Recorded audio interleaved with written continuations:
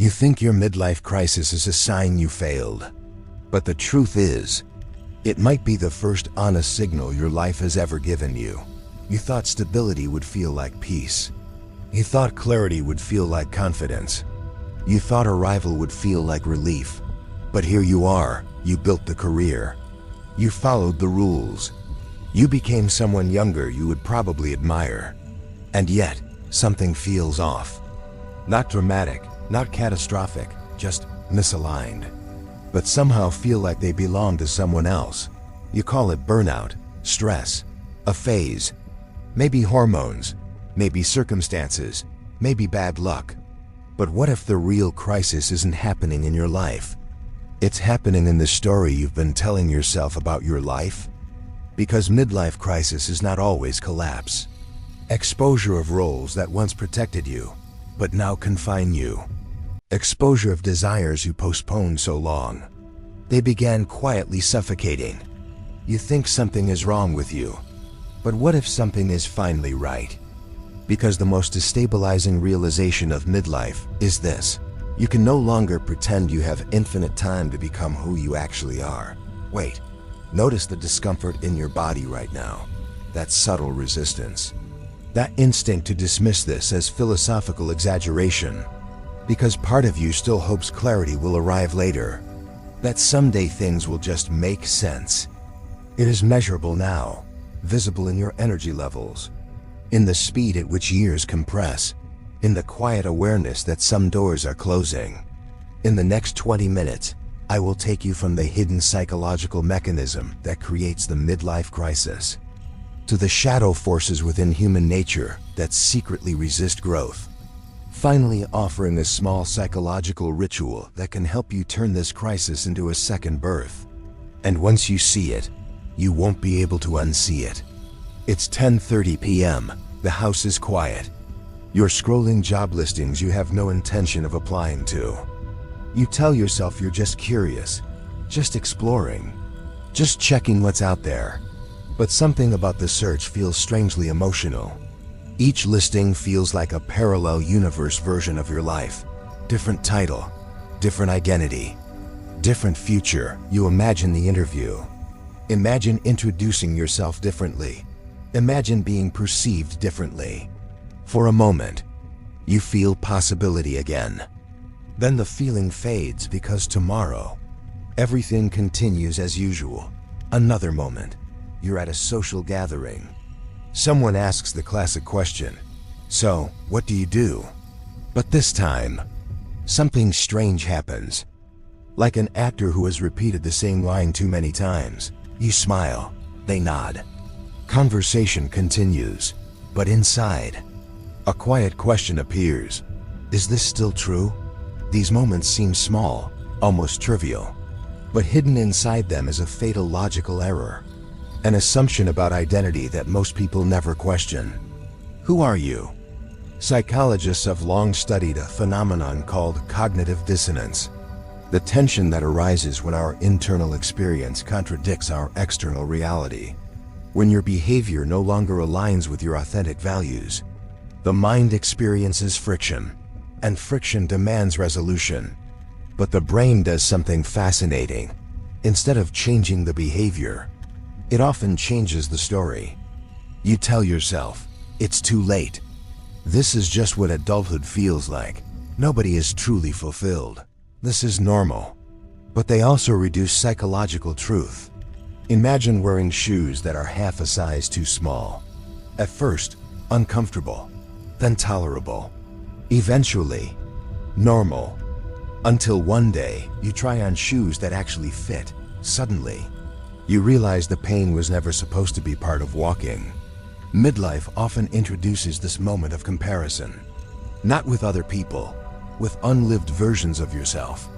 Versions that still exist in imagination. Versions that ask inconvenient questions. Carl Jung described midlife as the moment when the psyche demands integration. Confrontation with everything sacrificed in order to belong.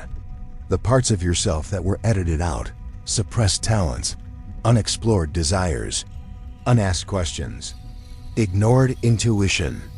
If you think that realization is unsettling, The next discovery will make you question why the mind often waits decades before revealing these truths. Because it turns out, the midlife crisis is not random. Belonging increases survival probability. Approval protects stability. Predictability reduces risk. So the psyche adapts. It builds a persona, a functional identity, a socially acceptable self. And for years, this works. Until it doesn't, because the persona was never meant to be permanent. It was meant to be protective. Jung warned that the greatest danger is becoming identical with the mask, mistaking adaptation for essence, performance for identity, efficiency for meaning. And midlife is often the first moment the mask begins to crack, not because life is failing, because the soul is insisting. Nietzsche observed that people rarely change when comfortable. Transformation often requires disorientation, a destabilization of certainty, a disruption of narrative. Something must feel incomplete for growth to begin. But here is the shadow few people admit. Part of us resists growth because growth threatens existing relationships, existing status, existing identity. If you become different, will people still recognize you? Will they still accept you? Will they still approve? Or will your evolution expose the quiet compromises everyone else is also avoiding? Gabor Mate suggests many adult choices are adaptations to earlier environments, strategies that once protected belonging, avoided rejection, secured attachment. But what protects you at 25 may imprison you at 45. Have you noticed how often people say, "I just want things to feel simple again"? But simple often means familiar, and familiar often means outdated. Midlife is when familiar stops working, and unfamiliar feels terrifying. Because unfamiliar requires responsibility. Responsibility for authorship, responsibility for choice, responsibility for meaning. If you are no longer living according to unconscious scripts, then what script will you choose? And what if you choose wrong? What if change destabilizes everything? What if you regret the risk? What if staying the same becomes the greater regret? Which fear feels heavier, the fear of change, or the fear of discovering you never truly lived as yourself? I know what you want right now. You want reassurance, a framework, a list of steps, a clean strategy to optimize the second half of life. Stay with me. I'm not here to preach. I'm here to offer experiments, not solutions. Because midlife is not a productivity problem. It is an honesty problem. Tomorrow, try something unusual. Create a private document. Title it, "Lives I Did Not Live." List 5 paths you once considered, but abandoned. Careers, places, creative pursuits, relationships, versions of yourself that never materialized. Do not analyze, just observe. Notice the emotional reaction. Some items may feel irrelevant. Others may trigger unexpected grief, not because the path was objectively better, but because possibility was never consciously released. Unchosen lives still occupy psychological space. Now the second ritual. For 1 week, delay answering one identity question. When someone asks, "What do you do?" instead of offering the automatic label, experiment with describing what currently interests you, what you are curious about, what you are exploring. Notice the discomfort, because identity labels create stability. But curiosity creates movement. Movement creates possibility. Thoughts like, "This is impractical. This is naive. This is risky." Good. Resistance reveals the edges of the persona, and edges reveal where growth begins. You are not obligated to change everything. You are only invited to observe where change feels alive, because meaning rarely appears as clarity, as quiet persistence.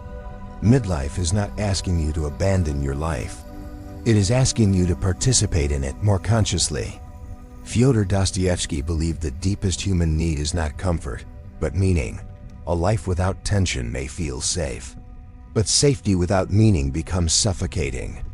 Aldous Huxley warned that modern society distracts individuals from existential confrontation. Entertainment replaces introspection. Busyness replaces reflection. Optimization replaces purpose.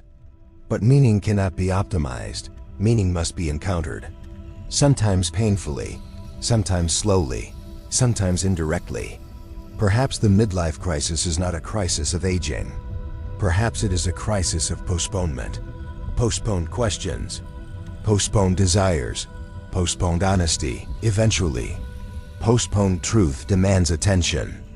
And attention feels like disruption. But disruption is often the beginning of authorship. Children ask, "What do I want to be?" Adults often ask, "What did I become?" But midlife introduces a new question. What still wants to emerge through me? Not despite your past, because of it. Your experiences are not wasted. They are material. Your disappointments are not failures. They are information. Your confusion is not weakness. It is transition. The caterpillar likely experiences the cocoon as disintegration, loss of structure, loss of certainty, loss of identity. But from another perspective, it is reorganization. Transformation rarely feels like progress while inside it. It feels like ambiguity, contradiction, instability. But instability is often the price of authenticity. Perhaps the tragedy is not that time passes, but that many people never renegotiate their relationship with time. They assume it is too late, without investigating whether that assumption is true. Who told you growth has an expiration date? Who decided identity must remain consistent forever? Who benefits from your stagnation? And who might you become if you allowed curiosity to return? Not reckless change. Conscious evolution, not abandoning responsibility. Rewriting participation, not escaping life. Engaging it more honestly. Midlife is not asking you to start over. It is asking you to wake up inside the life you already built. To notice which parts feel alive, which parts feel inherited, which parts feel negotiable. It arrives as direction, subtle, persistent, quietly insistent. If something inside you feels unfinished, perhaps that feeling is not a flaw. Perhaps it is an invitation. An invitation to integrate complexity, to tolerate uncertainty, to choose deliberately, to become someone not defined only by past decisions, but by present awareness. Because the second half of life is not about proving yourself. It is about expressing yourself. Less performance, more participation, less imitation, more integration, less autopilot, more authorship. And authorship always begins with a question. If the first half of your life was about becoming who you needed to be, who might you become if you finally allowed yourself to become who you want to be? Tell me, what part of you has been quietly waiting for permission to exist? Because sometimes the midlife crisis is not a sign that your life is falling apart. It is a sign that your life is trying to come together. And the most dangerous illusion we carry is believing transformation belongs only to the young, when perhaps transformation belongs to anyone willing to see clearly. So here is the question I want you to sit with tonight.